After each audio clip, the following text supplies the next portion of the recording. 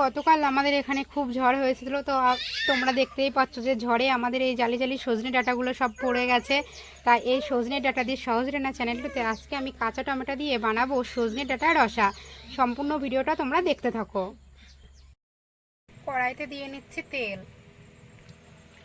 দিয়ে নিচ্ছি কালো জিরে। তোমরা চাইলে জিরেও দিতে পারো, আমার কালো জিরেটা পছন্দ হয় তাই আমি কালো জিরেই দিচ্ছি। তেলটা গরম হয়ে গেছে আর আলুগুলো আমরা পাতলা পাতলা করে কেটে নিয়েছি। এবার আমরা আলুগুলো ভেজে নেব। আমাদের আলুগুলো ভাজা হয়ে গেছে, এখন আমরা এখানে পেঁয়াজ, লঙ্কা আর রসুন দিয়ে দেব।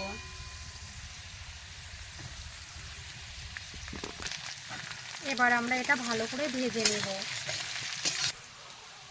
আমরা দিয়ে নিচ্ছি পরিমাণ মতন লবণ, দিয়ে নিচ্ছি পরিমাণ মতন হলুদ। এর মধ্যে দিয়ে দেবো আমি 3টে আধ পাকা টমেটো কেটে নিয়েছি। পুরো কাঁচা টমেটো দিইনি, আধ পাকা দিয়েছি, কারণ এই টমেটোগুলোতে টক কম আছে তাই। আমরা কাঁচা টমেটো, পেঁয়াজ, রসুন, লঙ্কা দিয়ে আলুগুলো ভালো করে ভেজে নিয়েছি। এখন আমরা এর মধ্যে দিয়ে দেবো ঝরে পড়া সেই সজনের ডাঁটা, জালি জালি সজনের ডাঁটা। এই ডাঁটাগুলো দিয়ে আমরা এবার ভালো করে ভেজে নেব।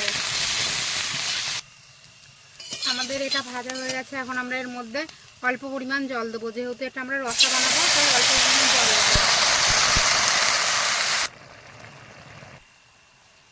সজনে ডাঁটার রসাটা হয়ে গেছে, এবার আমরা এটা নামিয়ে নেব। হালকা হালকা রস রস আছে।